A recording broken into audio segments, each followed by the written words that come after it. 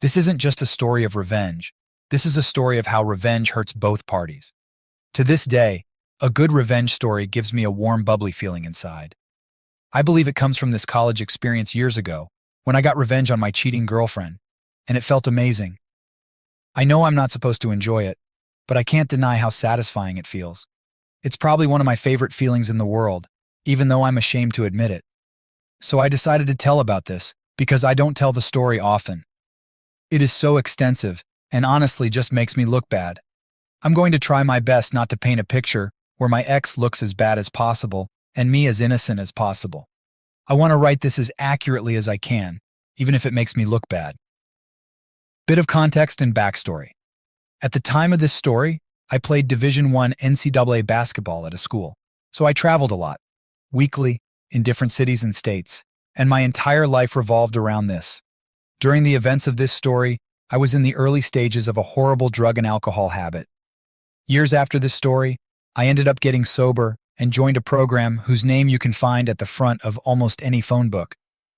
I am sure many people listening to this are also sober and will understand how we addicts and alcoholics can be. This story is an effort to explain a character defect that manifested from the events in this story that led me down a very dark path. However, I don't mean this story to come off in a self-pity kind of way. Lastly, I was always a good kid. I was never troubled. My upbringing was very difficult, but I was able to keep an overall kindness in my spirit toward other people, and almost always did the right thing or took the high road. When it came to dating, I knew people cheated in relationships, but at the time of this story, I always chalked it up to other people not doing things the way I did. I never really thought it would happen to me.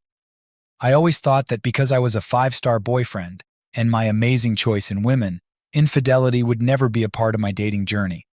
I was naive. I really thought highly of myself and also had a real arrogance like any guy in his early 20s, I guess.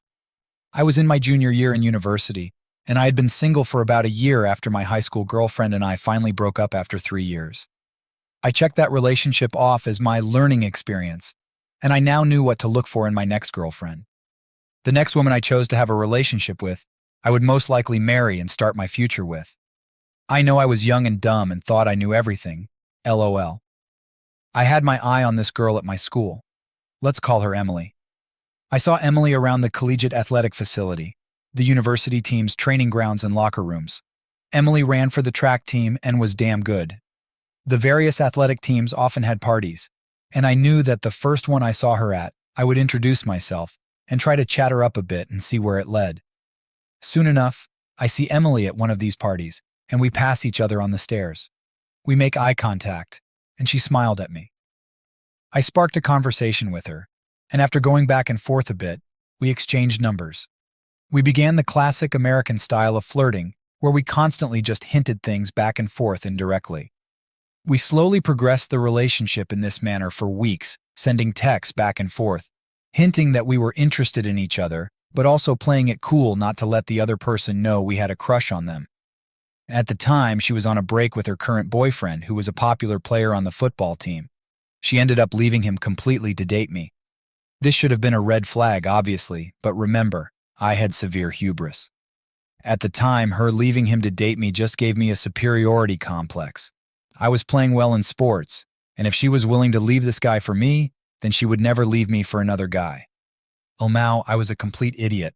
I can't express how much I was into Emily. I was addictively attracted to her and had that weird feeling of I can't believe my crush is actually into me too. I was so drowned and blinded by my crush on her that I missed so many red flags. But our relationship began progressing really fast. Because of this, I didn't really do a proper inventory on why I liked her so much. Fast forward about 8 months later. We were officially together. Emily had her own athlete's dorm room, but I was a couple of years older than her and was working full-time during the summers and part-time during school season. I had my own apartment near campus, and Emily was basically living with me. She even stayed there when I was out of town, which was like 3 or 4 days of every week because we were in season and the team was flying all over the country. Despite everything, Emily and I were deeply in love. At the end of the season, I had planned 2 massive back-to-back parties. One was for my teammate's birthday, Friday night, and then my birthday, Saturday night. They just happened to be one day after the other, and luckily landed on a Friday and Saturday night. Emily and I got drunk Friday night and had some unprotected sex. Emily kept a period tracking calendar app on her phone. She was asleep, and I drunkenly remembered she always marked down in her calendar when we had unprotected sex, so she knew if she should be worried if she missed her period. She missed her period often because she was an athlete. My inebriated brain thought she should put it in her calendar now because we would forget the next day since we were so messed up. So I woke her up and said, "Can you put in that calendar that we had unprotected sex?" At this point, it was like 5 a.m., and we were that 5 a.m. kind of drunk, where you're mostly just tired. She unlocked her phone and opened the app, and before she could even do it, she fell back asleep. So I took the phone while it was still unlocked and proceeded to try and figure out how to put it in her calendar myself. Through our entire relationship, Emily went through my computer and phone constantly. She was very insecure and always had her suspicions. I didn't care that she was doing this all the time. She never found anything because I never did shady stuff, ever. Again, looking back at this, it's an obvious red flag I missed. Remember, I thought this girl would never cheat on me. So this wasn't one of those stories where I went through her phone looking for something and subsequently finding it. In this case, I was innocently trying to navigate this damn period calendar while I was drunk, and I was not suspicious at all. When I looked at the period calendar app on Emily's phone, I saw all kinds of little markers on different days of each month. Each marker was a different color, so I opened one to see what the color coding meant. I saw that red was obviously symbolizing her period, and then there were also black markers that showed when she had unprotected sex. This is when my heart sank into my stomach. This damn calendar was peppered with black markers. It looked like a checkerboard with only a handful of red pieces left, and all the black ones. There were black markers on dates when I was in a different city playing basketball. I proceeded to open all the black markers going back through our entire relationship. We did not have unprotected sex very often, maybe once or twice a month. She had written the names of the guys she had unprotected sex with in the notes section of the black markers. There were a total of 4 guys throughout the entirety of our relationship that she allowed to penetrate her raw. Some months, there were almost a dozen of those damn black markers. Sometimes there were 2 in one day. Looking back on this, I wonder if there were more unlisted men that I didn't see because she clearly only kept track of the guys and times she had unprotected sex. In almost every story I hear of infidelity, it involves the discovery of text messages, being informed by a friend, or the classic coming home early and catching your partner red-handed. I, on the other hand, discovered a damn well-documented ledger of almost every time she cheated and had unprotected sex. Amongst the 4 guys I discovered, one of them was her ex that she originally left to date me. Cheating on me with him was a common occurrence. There was some other unknown guy she was also clearly sleeping with regularly. The last 2 fellas looked to be just a one-time thing. But again, like I said, these markers were just the times she had sex without a condom. So who knows what the true story was there? I sobered up real quick.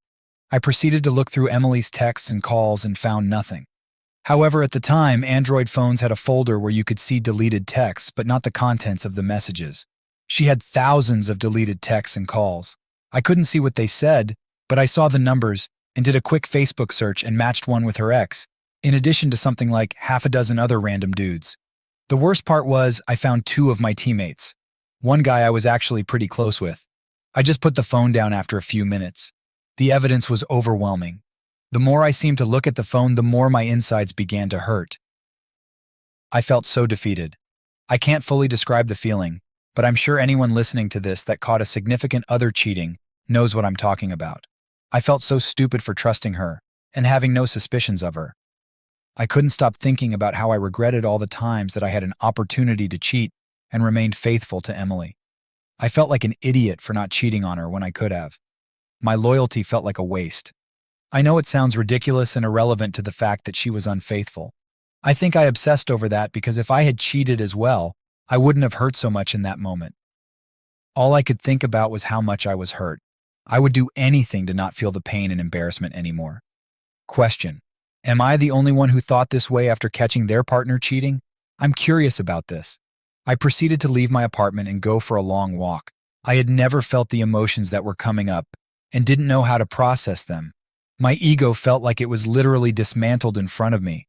I wasn't sure what to do, and I was too embarrassed to tell anyone. My sadness quickly turned to anger. I knew I was going to get my revenge. I just didn't know how yet. I was seething with rage and wanted to make sure she never recovered from this. My roommate, teammate, and best friend, who was sleeping on the couch in my living room, let's call him Alex, was an Eastern European kid who stood 7 feet tall and was as Russian in demeanor as you can imagine. He also had an equally ridiculous real-life name, hence, Alex. Well, Alex called me shortly after I started my walk. I answered and he asked where I was. I asked him to keep this between us and told him what happened. He stayed on the phone and went into my room, and I heard him in his thick Russian accent yell at her, "Yo, B, you cheated on John?" Then I faintly heard her inaudibly say something in the background and him yelling at her to get out of the apartment. After hearing some scuffling, Alex got back on the line and said, "Yo, she's gone. Come back and let's talk." I headed back home, and Alex and I went over what had happened.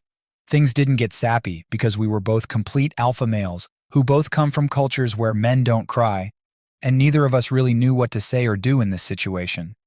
He made his best attempt to comfort me and said, "Tonight is your birthday. We're going to get messed up and find you some girls. Screw her. I never liked her anyway." Oh yeah, this day was my birthday. Forgot about that part. Alex and I went out for breakfast. I was still a little drunk. My phone was blowing up with calls and texts from Emily. I told her I saw everything on her phone and I couldn't stand to speak with her or look at her. She kept trying to convince me to let her come to my birthday party, and I made it clear I didn't want her there. She was clearly concerned about exactly what Alex suggested to me earlier when he and I chatted. Emily's entire reputation and popularity revolved around the fact that she was dating me. I think most people didn't like her in the first place, but put up with her because we were together. She knew that if I acted single at my birthday party and she didn't show up, everyone would know something was askew. I think Emily was more worried about being embarrassed than about our relationship. I don't remember much of what happened that night, but one of my friends sent me a little package for my birthday from California, filled with some really good hash, moon rocks, some pills, and the devil's dandruff. And I proceeded to do a glorious swan dive into an intoxicated oblivion. All I remember is sitting on my chair at the pre-game for my party. There were 2 girls sitting on the arms of the chair, and I still have a photo of that moment, and I remember it vividly. We were preparing to head out. I had a few tables downtown at a popular nightclub. The booze and drugs were the only things that made me feel normal. I had my sunglasses on and clearly had that happy, loaded grin on my face. The longer you look at the photo of me on that chair, you can tell I'm hiding a huge amount of hurt. Sitting on that chair, the cocktail of drugs started to take effect. This was the first time I ever used substances not to party, but to feel better, to make me feel normal. I remember thinking, I want to feel this way for the rest of my life. I'm never going to hurt like that ever again. With drugs, I have control, and no one can hurt me again. Oh, how ironic that turns out to be years down the line. I told my teammates and friends that Emily and I were done when they asked why she wasn't at the party. I didn't tell them why, though. I also didn't show them that I was affected by it in any way, and just played it cool. I tried to focus everyone on the party ahead of us. The revenge. So this is one of those revenge stories where it was only half planned. I knew I wanted to get revenge on Emily for hurting me so much, but I kind of just improvised as opportunities came up. My original kind spirit had died on that chair at my birthday party. All my morals went out the window. I never cheated in relationships, therefore. I believed I would never get cheated on. I realize now how dumb that is, but that's what I thought at the time. I didn't care what collateral damage I caused, as long as my mission to hurt Emily as much as possible was accomplished. So I continued every day of my life with this new selfish mindset. I was sitting at my computer later that next week skimming Facebook when I saw the profile of one of her track teammates on my feed. That's when I had my first vengeful idea. I decided I was going to attempt to get her teammates to bite the bait that I was about to cast out into the water. Though I didn't have proof she hooked up with my teammates, she was clearly trying to hide conversations between them. So I was going to see how many people who were close to her I could passionately hug. Luckily, I had more options than she had when cheating on me. A women's track team is much larger than a men's basketball team. Also, much better looking. Emily's teammate I originally spotted on my Facebook had a boyfriend, but I thought, clearly everyone cheats. Let's see if it's true. I proceeded to do the little flirty social media dance with her. You know, the one where I like a couple of her photos, she likes a couple of mine back. I shoot her a message and bam! She's at my house in my bed about a week later. I proceeded to do something similar to other teammates of hers, all on her 4x4 relay team coincidentally. 2 of the 3 girls I passionately hugged had boyfriends and subsequently cheated on them with me, which gave me some real mixed emotions. It stroked my broken ego and also made me bitter and sad, giving me one of those women ain't shit, none of them are loyal attitudes. This is such a typical story of while fighting monsters, I became a monster. This actually became my go-to strategy because it accomplished 2 things in my messed up mind. It exposed a cheater, but more importantly, if they were willing to cheat on their boyfriends, they would, first, be more secretive about it, which meant the drama that would ensue when it came out would be elevated.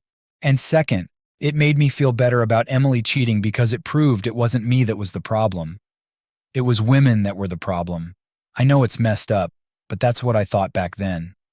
I started to collect something from every girl that I hooked up with, like a bra, a pair of panties, or some jewelry, etc. Not for some creepy reason, but this is important later and was a part of my plan. Sometimes I didn't even have to try. One girl left a pair of very distinguishable shoes. I knew Emily would know whose shoes they were. They belonged to the girl that Emily's ex-boyfriend rebounded with after Emily, and he broke up, which highly upset her because it was her friend. Now it would upset her more because that same girl slept with both of her ex-boyfriends. I especially tried to collect items if it was something that I knew Emily could distinguish, like a sweater from the women's track team with her teammate's name on it. After some time, I had collected a boatload of stuff. After a couple of months or so, one of Emily's teammates' boyfriends found out about me and his girlfriend, and it started a big, beautiful, dramatic explosion of events with her and her teammates.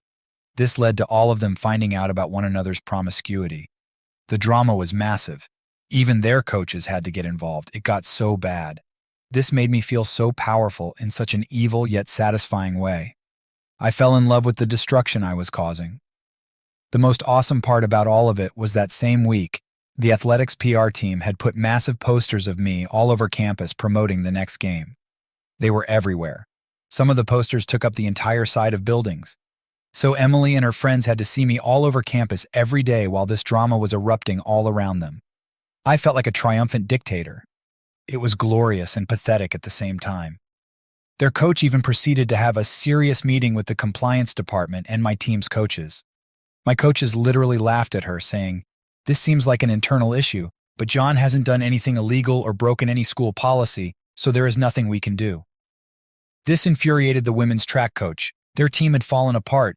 Their national ranking began to plummet. Then Emily's coach even got in trouble for being caught tearing down some of the smaller posters of me on campus in a raging temper tantrum. I loved all of it. I continued to add fuel to the fire, posting photos of me with girls, smiling, being happy every chance I could on Facebook and Instagram. But underneath it all, I was bitter. I was so deep into my new mindset that I had already forgotten the kind-hearted, naive kid I used to be. I hated my old self because I let some girl emasculate me. I was so full of self-pity looking back at it. It's depressing. No one really knew, though, because I played the cool guy attitude in front of people. There was even a girl on campus from one of the sports teams who claimed she was pregnant with my kid after I pretended to like her the same way I did with all the other girls on Emily's team. As soon as we passionately hugged, I moved on. It's a long story, but it turned out she wasn't pregnant. The news or press that came from that further dug the knife deeper into Emily's side. I left a trail of women I deceived and relationships I destroyed. I feel bad now, but at the time, I didn't care because they were equally at fault in my eyes, since they were cheating on their boyfriends or sleeping with their friend's ex. Quickly, girls became wary of me. Plus, I was running out of potential targets. I was an awful human being back then, the way I was thinking, and I was going after girls who weren't even friends or on the track team with Emily, but were just around her in daily life. For example, her classmates and even her own family. I even flirted with her sister, who was married with a kid, and I almost succeeded. She was down, but her and Emily's dad found out about it and stepped in and put a stop to it all before we could do anything. Her sister was ostracized as the news spread within the family. I wanted Emily to know I was everywhere and constantly remind her how she messed up. In my eyes, this was all her fault, and she unleashed this fury of chaos upon herself. She should never have messed with me like that. Emily had to take an extended medical leave because of her depression and mental health issues she was experiencing from the whole situation. She was becoming suicidal. She even had to go on medication and lost tons of weight. She began to look extremely unhealthy. The whole mess was torturing her, and the more she hurt, the better I felt. At this point, I had already inflicted more damage than she did to me, but I had become addicted to the feeling of power. I spent zero time processing my own emotions or moving on from what happened. All I wanted was more revenge, and I couldn't stop. After weeks of ignoring Emily's texts and calls, she finally got a hold of me by showing up at my apartment unannounced late at night. She was there to pick up some stuff she left from when she lived there to take home. She was actually a local, and her parents lived close by. She was still on her medical leave and no longer staying on campus, but rather with her parents. I told her I would bring her stuff to her parents' house that weekend, but I couldn't let her in because I had company. Which I did, but it wasn't one of her teammates or friends, unfortunately. I then took all the items I had collected from all the girls over the weeks. There were probably like 8 or 9 things from different girls, including her teammates, and I threw their belongings in along with Emily's stuff into big black trash bags. I took the bags to her house and then called Emily's dad. I told him I left her stuff on his porch and to inform his demon daughter. Emily's dad and I actually really got along, and he even took my side after Emily and I broke up. But after all these events transpired, he obviously had a negative opinion of me.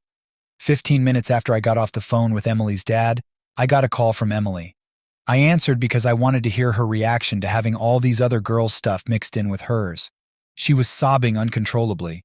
It sounded like that half-crying, half-mumbling thing people do when they are hysterical. She wasn't even angry, just desperately begging me to stop my tyranny. I just smiled and basked in the glory of hearing her hurt. I responded, "Why were there other guys in our relationship? You mixed them into our relationship like I mixed other girls' stuff into your stuff.